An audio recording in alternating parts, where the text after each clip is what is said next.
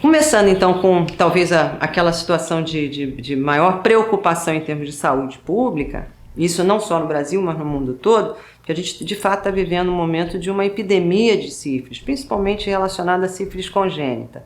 Mas a sífilis é uma situação de uma doença que precisa de uma atenção e de uma formulação de política pública que possa ser eficaz para impedir, né, que haja essa expansão e esse crescimento. A gente sabe que a sífilis é uma infecção bacteriana, né, uma espiroqueta, tem uma característica de ser uma infecção sistêmica, ela é crônica, curável, e curável com medicamentos que são bastante baratos, digamos assim, não precisa nem grande tecnologia, e ela é exclusiva também do ser humano. Tá? Quando a sífilis não é tratada, ou quando ela não tem um tratamento que seja resolutivo, ela evolui para esses estágios então de maior gravidade que se estende ao longo do tempo e tende a acometer diversos órgãos, principalmente o sistema cardiovascular e o sistema neurológico. O agente da sífilis é o Treponema pallidum, ele já é conhecido da humanidade desde 1905, quem conhece um pouco da história do Brasil também sabe que Dom Pedro I morreu de complicação de sífilis, né, da sífilis neurológica, né, o Tabes dorsalis. A transmissão, ela se dá principalmente pelo contato sexual, mas também pode ser transmitida de forma vertical durante a gravidez de mãe para filho, né, durante a gestação, principalmente durante a gestação. A maioria das pessoas que tem sífilis não sabem que tem, são ou pouco sintomáticas ou mesmo assintomáticas, e a sífilis que não é tratada, ela pode evoluir então para essas formas graves, como a gente estava conversando. De uma forma simples e didática, a sífilis ela pode ser dividida em diferentes estágios, né, da sífilis adquirida: primária, secundária, a latente recente, a latente tardia ou a forma terciária. A sífilis primária, também conhecida como cancro duro, ela ocorre logo depois do contato sexual de indivíduos infectados. Período de incubação em torno de 10 a 90 dias, mas em média leva 3 semanas para manifestar, 3 semanas após o contágio. Ela se apresenta como uma úlcera genital que geralmente é única, indolor, com a base endurecida, com aquele fundo mais limpo, com pouca secreção, e esse fundo da úlcera é onde fica nestado o treponema, né, a bactéria que causa a sífilis. Ela pode não ser notada, ou mesmo quando é notada, ela não é valorizada porque ela é indolor. Então passa desapercebida muitas das vezes, e como ela desaparece, a pessoa acha que está curada. Menos frequentemente, a gente pode ter também a prima infecção da sífilis se apresentando como várias úlceras, mas é mais frequente que a gente apresente como uma única úlcera. A lesão da úlcera, né, da sífilis primária, ela vem acompanhada dessa linfadenopatia regional, então sempre investigar a cadeia de gânglios que existe na virilha, né, para poder verificar esses linfonodos, e nesse estágio também de acometimento dos linfonodos regionais, dura em torno de 2 a 6 semanas, e também desaparece, independente de estar fazendo uso de tratamento ou não, ela desaparece espontaneamente. No caso da sífilis secundária, que já seria a evolução, né, no estágio seguinte, que ocorre em média 6 semanas a 6 meses depois da cicatrização do cancro, né, da úlcera, ela é a fase inicial. Nessa fase inicial da sífilis secundária, ela pode se apresentar até mesmo como uma erupção, como se fosse assim, uma lesão macular, né, uma lesão eritematosa também, às vezes em cor meio de chocolate, que ela pode ser pouco visível ou bastante visível, dependendo se a pessoa tem, por exemplo, na palma da mão ou na planta do pé, que fica mais evidente, mas ela pode se dar no corpo inteiro. É o que a gente chama então de roséola sifilítica. Ela acomete principalmente a região do tronco, né? Pode dar na face também, e nessas regiões da raiz dos membros, né? Região palmar e região plantar. A sífilis secundária também, ela vem acompanhada de uma microlinfadenopatia sistêmica, então ela já começa a apresentar gânglios em outras cadeias ganglionares, e um sinal, digamos assim, patognomônico de uma sífilis secundária é o linfonodo epitroclear, né, que é um sinal também de sífilis secundária. Então, gânglios epitrocleares é um sintoma diretor também digamos assim, de sífilis secundária. E a sífilis secundária também pode vir acompanhada de outros sintomas, de mal-estar generalizado, são sintomas inespecíficos, né? Como se fosse uma gripe, febre baixa, dor de cabeça, adinamia, enfim, sintomatologia bem genérica, mas pode vir acompanhada também. E também desaparece essa sintomatologia de uma forma sem tratamento mesmo, vai embora, e a pessoa pode ter inclusive a ilusão de que está curado, né? Numa fase mais adiante, depois da sífilis secundária, vem a sífilis entra num estágio de latência, que a gente chama de sífilis latente, que é um período também que sintomas todos desaparecem, é aquele período bem silencioso, e a gente só consegue fazer o diagnóstico através de exames laboratoriais, né, que seria o exame sorológico para testar os testes treponêmicos ou não treponêmicos, em que a gente identifica então a proteína do treponema, né, o próprio o antígeno, né, que o treponema produz para poder dar o diagnóstico sorológico. A sífilis latente ela também é dividida em latente recente, que tem até 2 anos de infecção, e mais do que 2 anos de infecção, que seria a fase latente tardia da sífilis, que a partir de 2 anos é considerada já sífilis latente tardia. E aproximadamente 25% das pessoas que não são tratadas nesse período podem apresentar sintomas, eventualmente, que depois rescindem novamente, de sífilis secundária. Então, a roséola sifilítica, por exemplo, ela pode voltar e desaparecer e passa um períodozinho. Mas, em geral, o período da fase de latência ela é muito pouco sintomática. Até que chegamos, então, ao estágio mais adiantado da sífilis, que são casos mais raros, de 15% a 25% somente dessas infecções não tratadas chegam nesse estágio, que é a sífilis terciária, que é aquela que dura mais tempo, que causa mais danos. Então, a inflamação da sífilis, nesse estágio da sífilis terciária, ela provoca uma destruição tecidual, e essa destruição tecidual é que traz, então, comprometimento à qualidade de vida e, eventualmente, pode levar à morte, tá? Sintomas cardiovasculares, as cardiopatias também ligadas à sífilis, que comprometem a vida, formando aquelas gomas sifilíticas que seriam verdadeiros tumorezinhos, né, de aparecimento na parte do endocárdio. Tumorações também que podem levar à liquefação em outros órgãos, enfim, acomete mucosa, acomete os ossos, acomete qualquer tecido, na verdade, pode ser acometido por essa lesão, que é uma reação inflamatória, na verdade, da progressão da lesão e que leva à desfiguração e à desfuncionalidade também do órgão.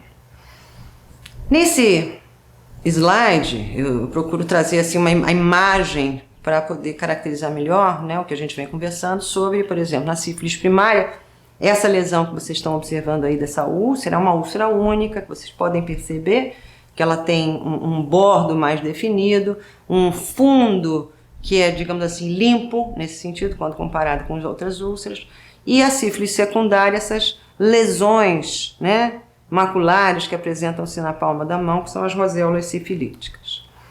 Então, nesse período da sífilis, é o período a sífilis secundária é o período onde o vírus, a bactéria ganha a circulação. Nesse período também é o período onde a gente tem a oportunidade de fazer o diagnóstico também sorológico, porque esses exames eles já se tornam positivos mais ou menos 6 semanas depois de manifestarem essas lesões.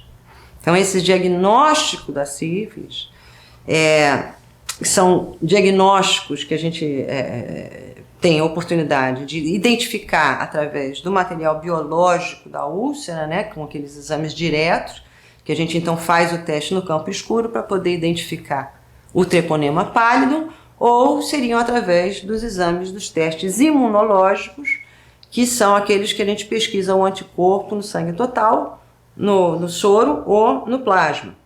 E os testes imunológicos, eles são divididos em não treponêmicos e treponêmicos.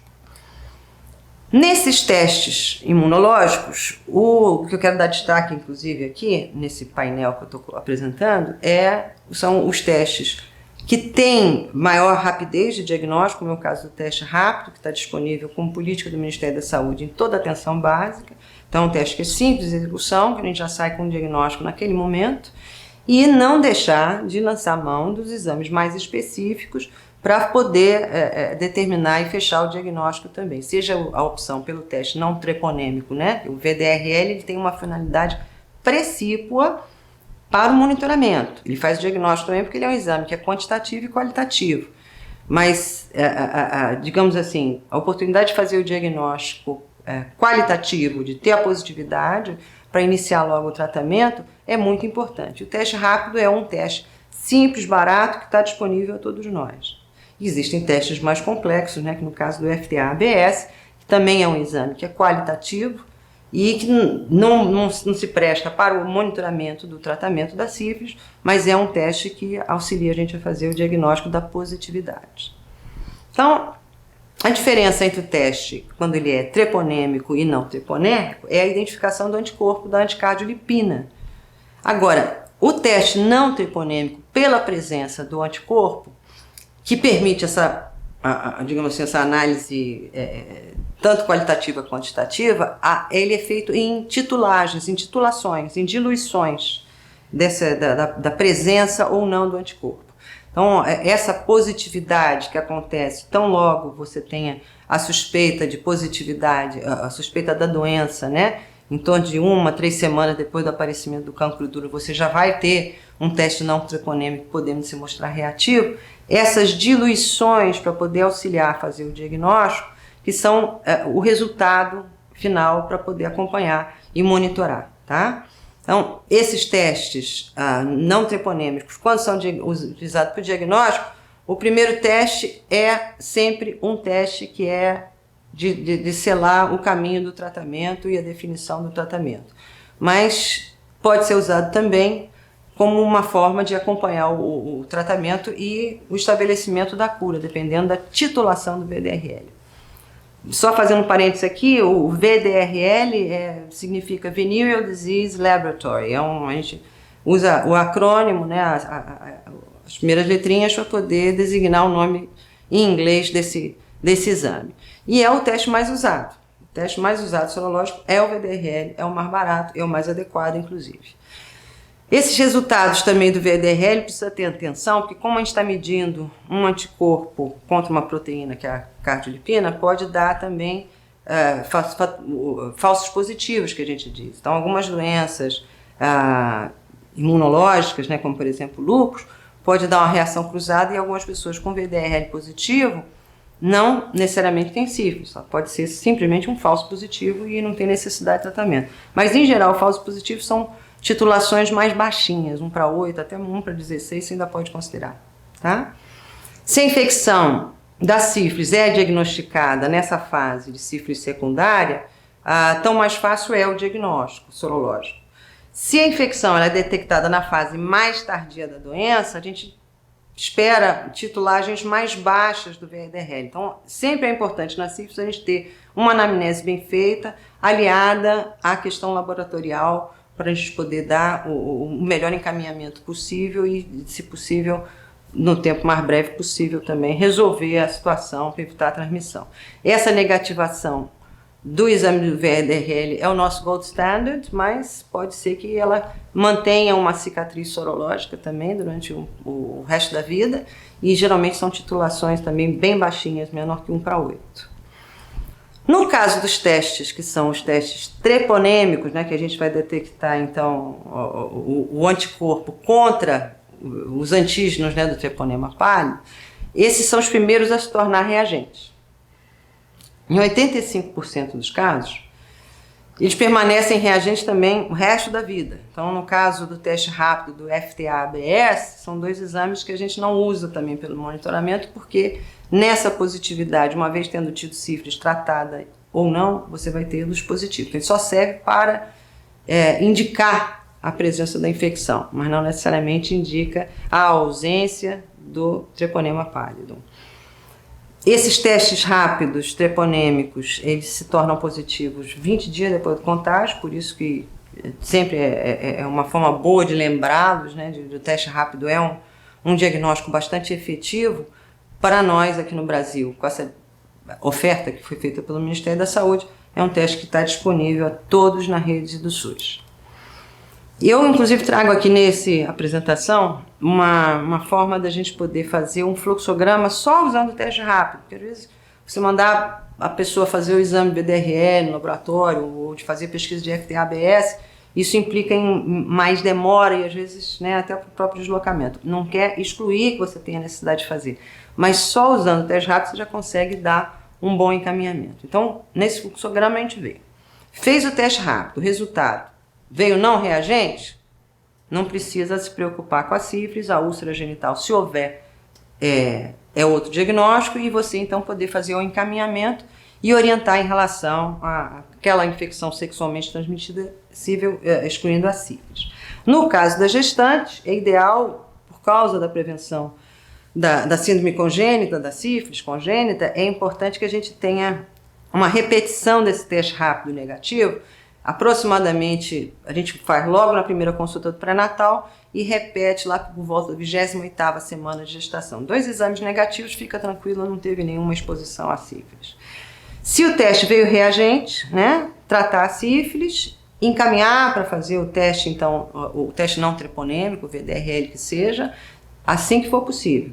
E fazer um monitoramento e acompanhamento através do VDRL, no caso do teste rápido positivo. Nesse diapositivo aqui, nesse slide, eu quero conversar com vocês de uma maneira também bastante sintética a correlação que existe entre os diferentes tipos de testes para o diagnóstico da sífilis e o estágio da sífilis, em primária, em secundária, em latente, em terciária. Então, esse conjunto, né, que simplifica o raciocínio da gente clínico para poder entender a oportunidade também do diagnóstico. No tratamento e no monitoramento da sífilis, né, dependendo do estágio em que a pessoa está, o esquema terapêutico ele é diferente. Porém, o remédio a primeira opção terapêutica e aquela que é mais importante que esteja disponível é a penicilina benzatina, o famoso bezetacil. O bezetacil é aquele que resolve a situação em 100% dos casos. Tá? Se houver uma reinfecção é porque o parceiro não foi tratado. Então, a resistência ao uso da penicilina benzatina para sífilis não existe, é o remédio de eleição. Agora, eventualmente, no sistema de saúde, podem haver dificuldades de acesso, como recentemente as notícias eventualmente, né, mencionam, está faltando bezetacil, enfim. A questão da primeira opção sempre vai ser o bezetacil, mas se ele não estiver de plantão, se o bezetacil não estiver presente, a outra opção, que é efetiva, mas não tão quanto o bezetacil, é a doxicicilina. Tá? Então, lembrar que sífilis é igual ao bezetacil. Tá? O ideal é brigar pela presença do bezetacil no nosso sistema de saúde. No caso do tratamento da sífilis com o bezetacil, uma reação também, isso é pegadinha de prova, mas é uma reação que é esperada, isso não quer dizer que seja alergia ao bezetacil. Existe a possibilidade da pessoa ter um choque anafilático pelo uso do bezetacil é menos de 0,1% dos casos, é raríssimo, tá? Então a gente não está falando aqui de alergia ao uso do bezetacil, mas é uma reação para algumas pessoas, a gente não sabe determinar porquê, que a gente chama de reação de Jarisch-Herxheimer. Essa reação tem que, né, procurar inclusive orientar a pessoa quando faz uso do bezetacil, que se a pessoa se manifestar com cefaleia, né, com dor de cabeça, com febre, com dor muscular, principalmente naquelas 24 horas depois do tratamento, isso não quer dizer que seja alergia ao bezetacil, quer dizer que à medida que você está tratando a sífilis, é como se houvesse uma invasão de toxinas pelo próprio enfrentamento do treponema e que o corpo mais sensível cria uma reação imunológica, digamos assim, à presença daquele excesso de substâncias do treponema que está circulando.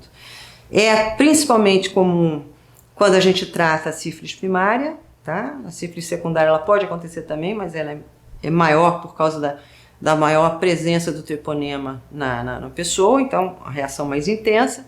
E a conduta é bastante simples, só a gente usar um antitérmico, um antipirético que seja acessível a qualquer um.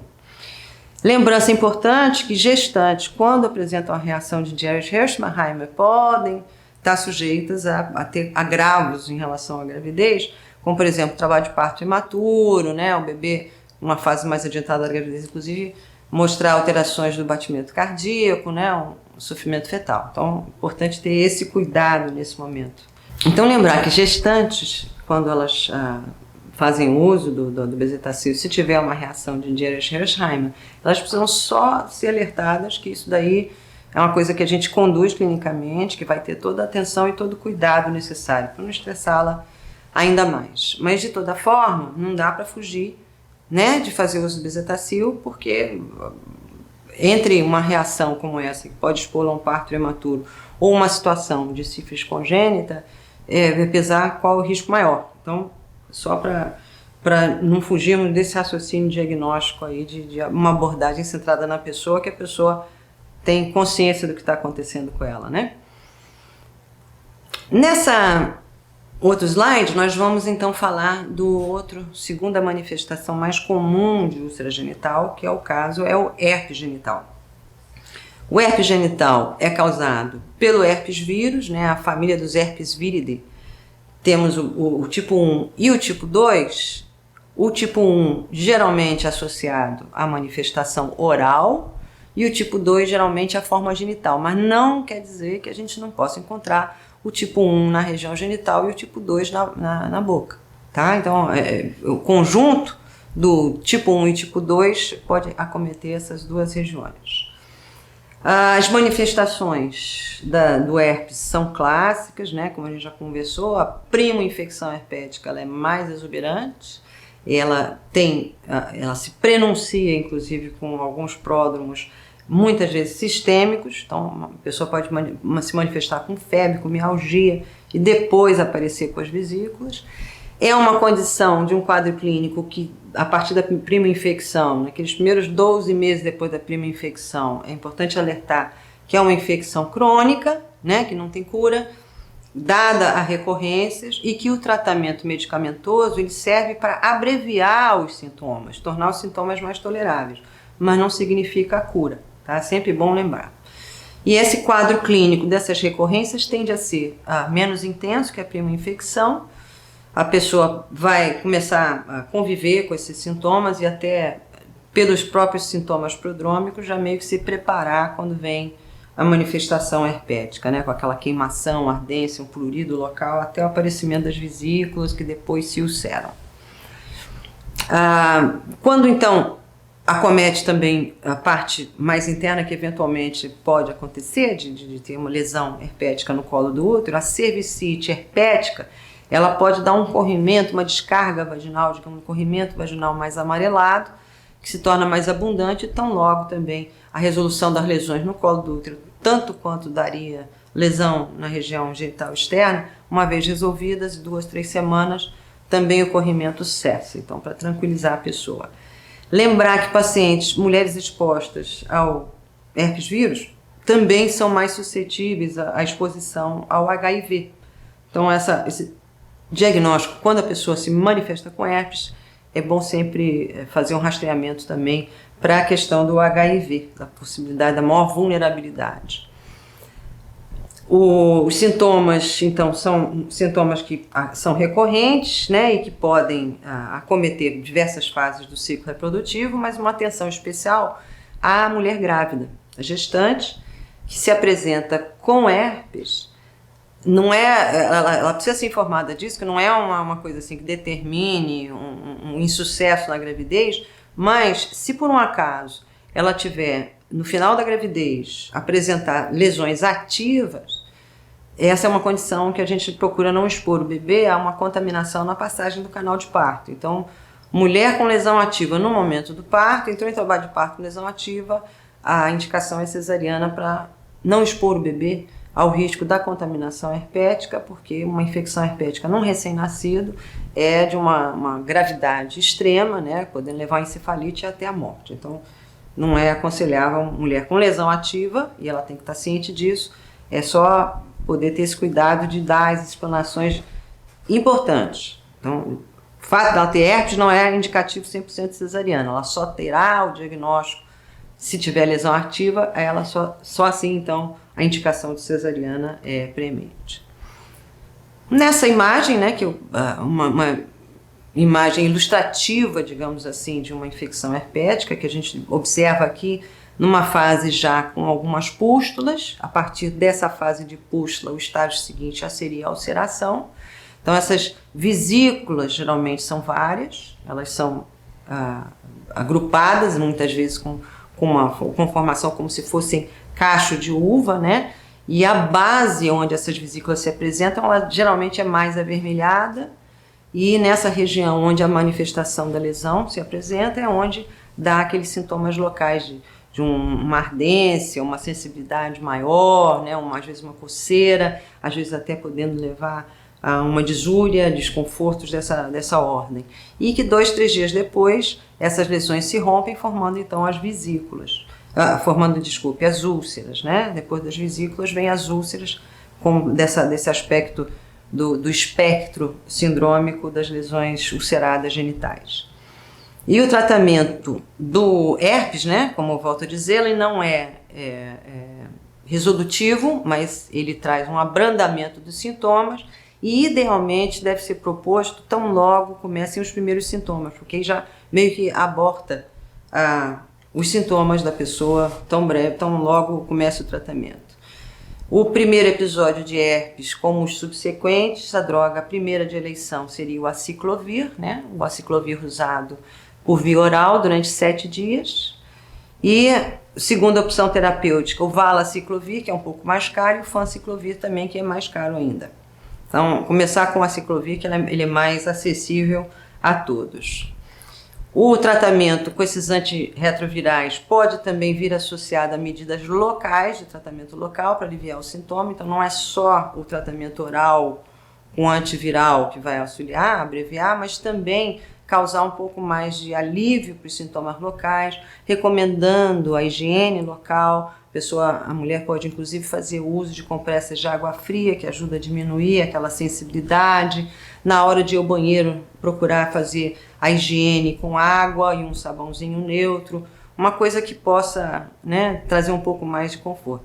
E numa situação de extremo sensibilidade ou de dor local, até o uso de analgésico mesmo, seja ele oral ou seja ele local, para aliviar os sintomas. O importante é que a pessoa saiba que é uma infecção que é crônica e outra coisa que é muito importante lembrar é que não está associada a câncer ou alguma situação de uma morbidade nessa direção. O herpes vírus tem só essa coisa de ser recorrente, de causar sintomas reentrantes durante a vida toda, e a pessoa saber que quando ela tiver com a imunidade mais comprometida ou até numa situação de estresse, né, social, psicológico, ela pode ter a imunidade mais abaixada e a manifestação do herpes. Então é aprender a conviver com herpes, que é importante.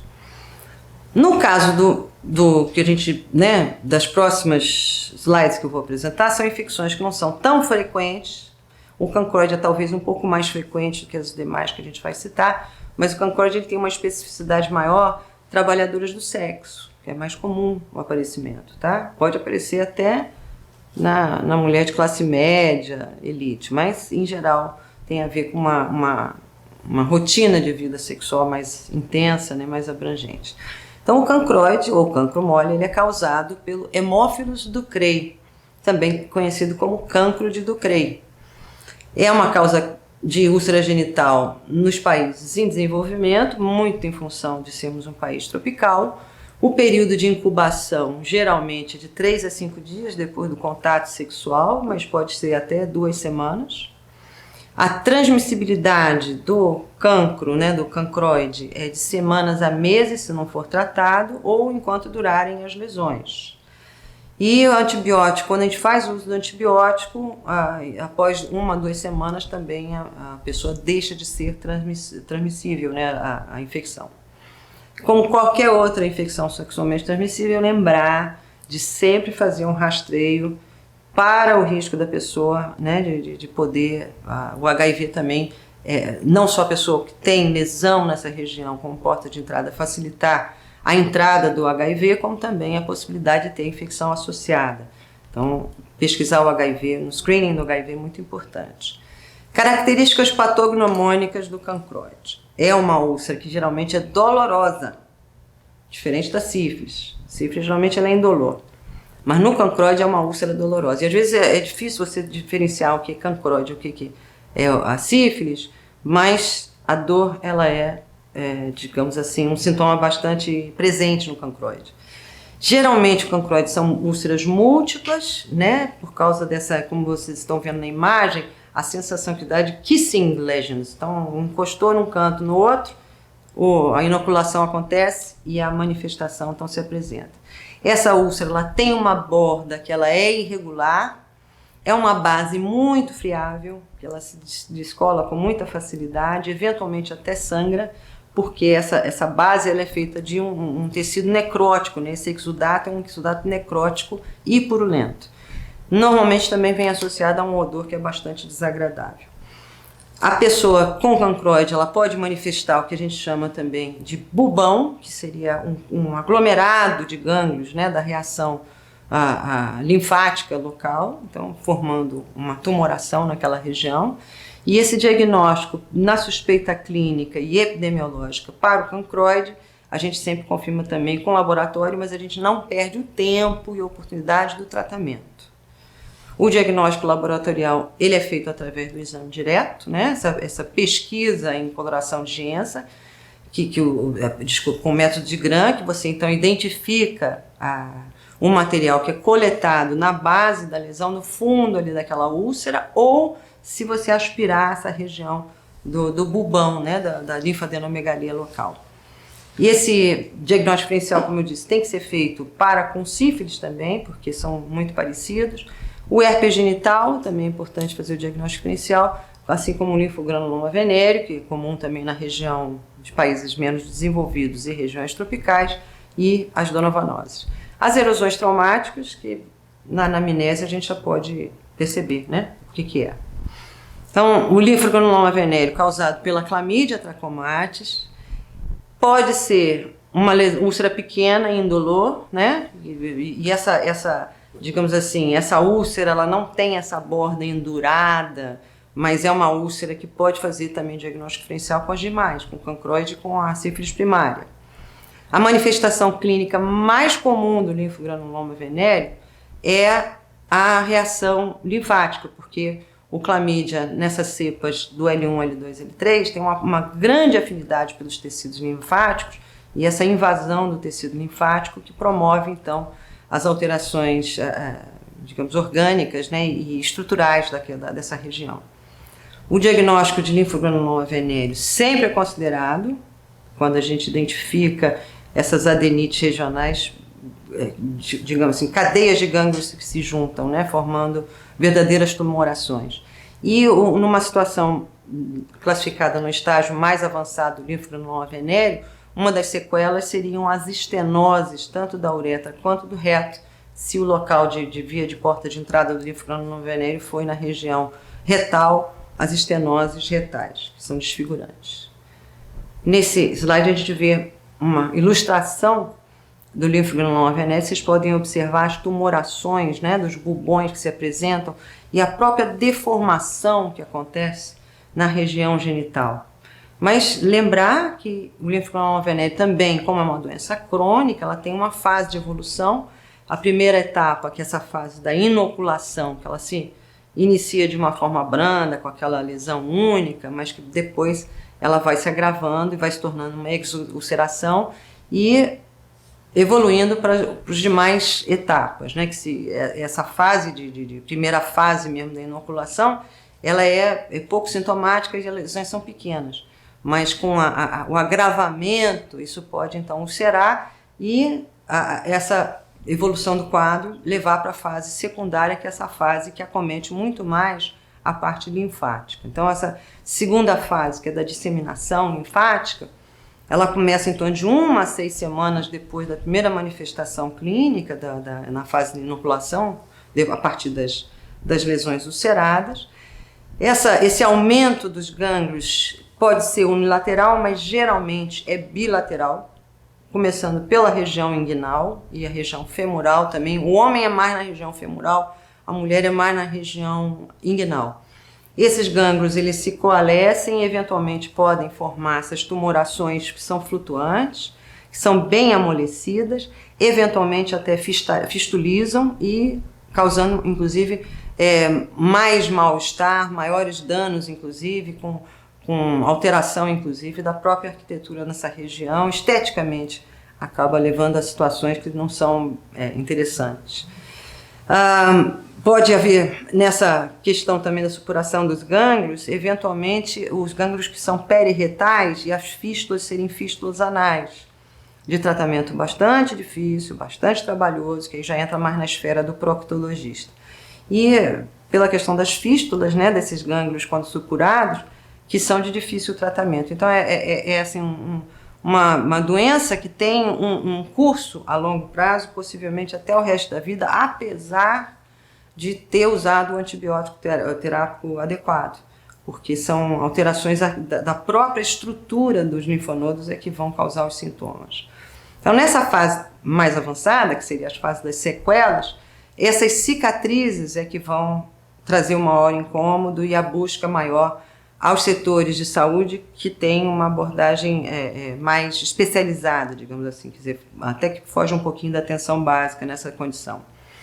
O diagnóstico do linfogranuloma venéreo sempre deve ser considerado quando a gente recebe no consultório essas adenites, essas intumefações da região inguinal que sejam exageradas, né, com essas tumorações. Sempre pensar nisso e também quando observar que tem uma elefantíase pela dificuldade da drenagem dos gânglios que ficam obstruídos, a elefantíase de vulva, da região genital, sempre associar isso com a possibilidade de ser um linfogranuloma venéreo. Em termos de tratamento, o cancroide e o linfogranuloma venéreo, nesse quadro, né, o cancroide responde muito bem à azitromicina e é um tratamento que é mais simples, como primeira opção é dose única. O linfogranuloma venéreo, embora também responda à azitromicina, mas a droga de eleição de primeira linha é a doxiciclina, num tratamento que é mais prolongado, né, durante 21 dias, justamente por causa dessa possibilidade da disseminação linfática e o antibiótico poder ter uma possibilidade maior de cobertura nessa condição de acesso. O tratamento, então, tanto do cancroide quanto do linfogranuloma venéreo deve ser iniciado tão logo a gente tem essa suspeita do diagnóstico, não basta esperar os exames às vezes demoram. Exames com essa especificidade não é em toda a região de saúde que a gente vai ter acesso.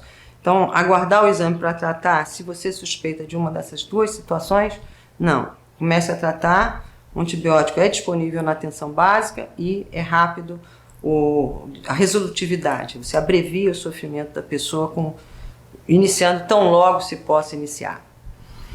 Por fim, temos a donovanose, ou granuloma inguinal, que também cursa com lesões ulceradas, né? E são lesões que têm uma especificidade também pela anatomia e a localização. Geralmente acomete as regiões de dobra, né, de pele, então os sulcos do grande lábio com a coxa, ou na região glútea, é onde normalmente a donovanose vai se manifestar. A donovanose é causada por uma bactéria também, a Klebsiella granulomatis. Tem um período também de incubação de em torno de 1 a 12 semanas, até a manifestação das primeiras lesões. A lesão ulcerada tem uma borda plana. Às vezes a própria lesão ela é hipertrófica, ela não tem aquele fundo de úlcera, ela pode se manifestar como sendo uma lesão mais elevada, com uma borda que é bem delimitada.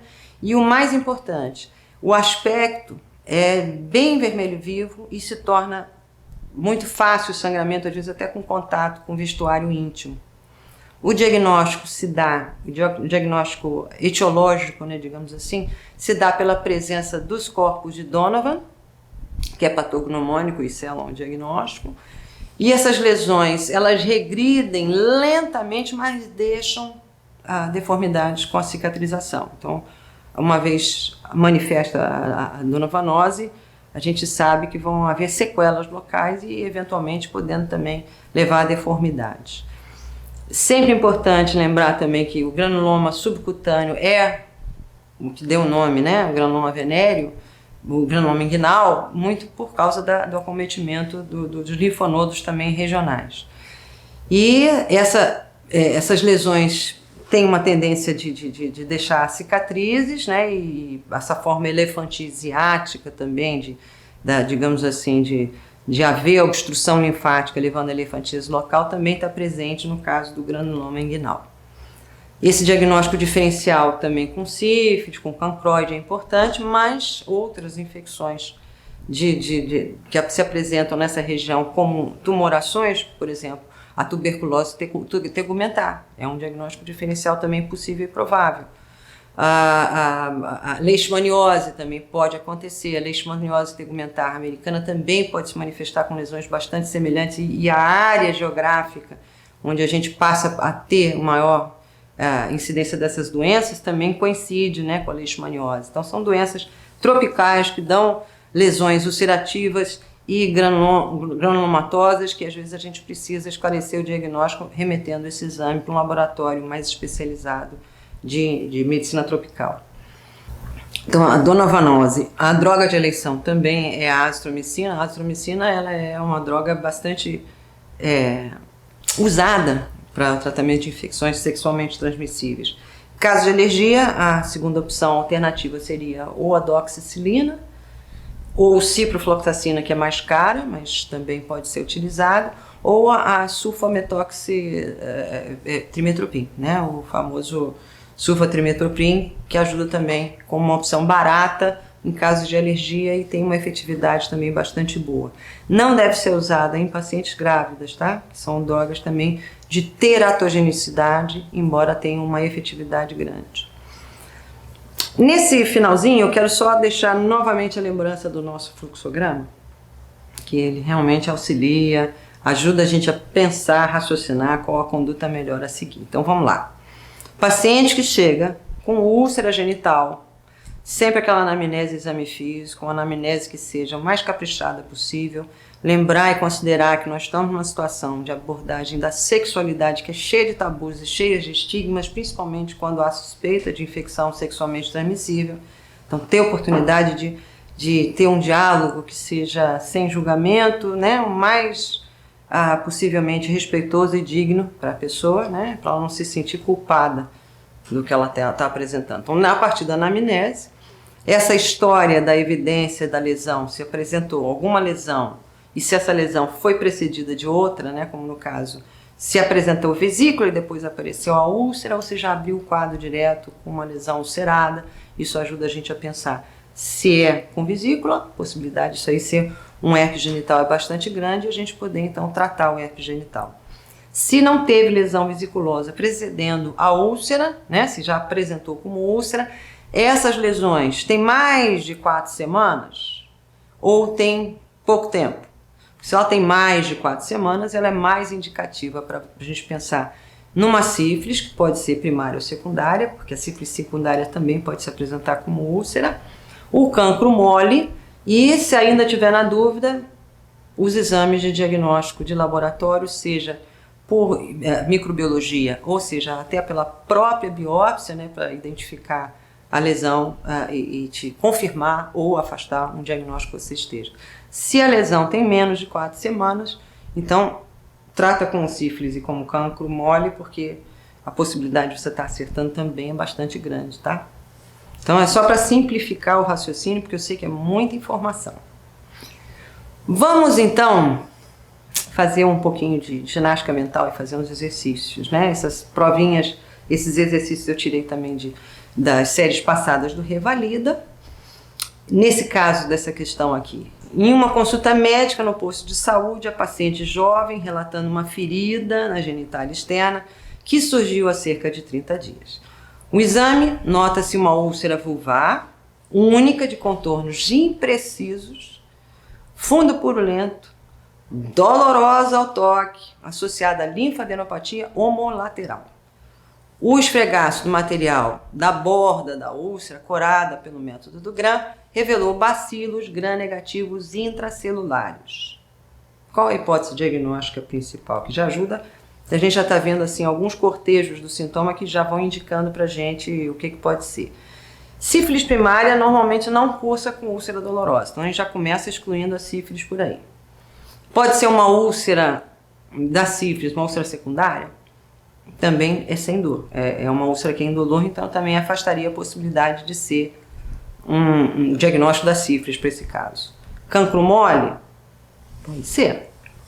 Donovanose? Pode ser? Não. Porque a donovanose ela já tem um aspecto da úlcera que está sendo descrito e o fato de você ter identificado o bacilo gram-negativo já te afasta o diagnóstico da donovanose. O diagnóstico da donovanose é o corpúsculo de Donovan, que a gente vê na microscopia. E o linfogranuloma venérico, normalmente a úlcera ela não vai apresentar essa característica, né? Porque geralmente são múltiplas úlceras, mas ela tem uma característica que é diferente do cancro mole pelo fato da presença da dor. Então sempre lembrar desses pequenos truquezinhos que a gente tem procurado trazer para vocês aqui para simplificar na hora de fazer uma prova de múltipla escolha.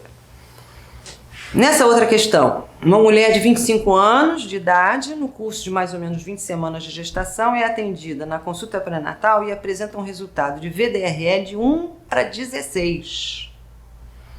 Diz ter realizado tratamento adequado para sífilis há 2 anos e que desde então não apresentou lesões na região genital ou erupções cutâneas. Diante dessa situação, a conduta indicada é solicitar o VDRL em 1 mês e proceder um novo tratamento se houver elevação do título de VDRL? Não. A gente não conversou que a gente precisa ter. Naquela primeira consulta já sair com o tratamento completo e o raciocínio diagnóstico. Numa pessoa que chega com 1:16 VDRL, que ela tem uma situação não de cicatriz urológica, mas possivelmente de uma reinfecção. Resposta B. Prescrever penicilina benzatina 2.400.000 via intramuscular em dose única para paciente seu parceiro? Não. Penicilina benzatina, elas são 3 doses, com o tratamento do parceiro também. Então, a nossa opção correta é a C. Prescrever penicilina benzatina de 2.400.000 por via intramuscular em dose semanal durante 3 semanas. O parceiro vai chiar, mas é assim que a gente trata, né? E pedir para o parceiro também fazer o tratamento. Se o parceiro não vier, vai pedir então para fazer a busca ativa, né? O tratamento da sífilis implica o casal. E a última resposta da questão da penicilina G cristalina, né? Não é a penicilina, é a benzatina para o tratamento eficaz da sífilis. Nessa questão, a última, uma mulher de 27 anos de idade, solteira, no Lípara, chega à unidade básica de saúde queixando-se de há 2 ou 3 dias, vem sentindo mal-estar geral, sensação de febre e ardor ao urinar. Onde, ontem à noite, notou feridas na vagina. O exame da vulva demonstrou lesões ulcerosas bilaterais, dolorosas, de pequenas dimensões. Diante desse quadro, quais são, respectivamente, a hipótese diagnóstica mais provável e o tratamento indicado? Isso daqui também está mais fácil, né? Lembrando que a questão da vesícula, que precede o aparecimento de úlcera, quem é que pode ser? É o herpes. Então, o cancroide não é, embora a azitromicina seja o tratamento do cancroide, mas não é o diagnóstico de cancroide. O linfogranuloma venéreo não é precedido de vesículas, nem tampouco tem esse dolorimento todo. O herpes genital é a nossa opção, a letra C, né, com a ciclovir de 400 mg por via oral, 3 vezes ao dia, de 7 a 10 dias. E a sífilis não é, porque ela não vem acompanhada de vesículas, ela abre como úlcera. Bom, novamente, aquela dica de leitura, né, a sugestão da gente estar propondo aqui algumas das produções que tem do Ministério da Saúde e também uma que eu gosto muito, que é aqui da Secretaria de Saúde do Rio de Janeiro, que ela é bastante sintética, porque ele é um guia de referência rápida, ajuda muito quando a gente está atendendo, você ter a coisa mais sistematizada. Então, importantes dicas de leitura. Por hoje, é isso que nós vamos conversar. Muito boa leitura e bons estudos e boa sorte. Até o próximo.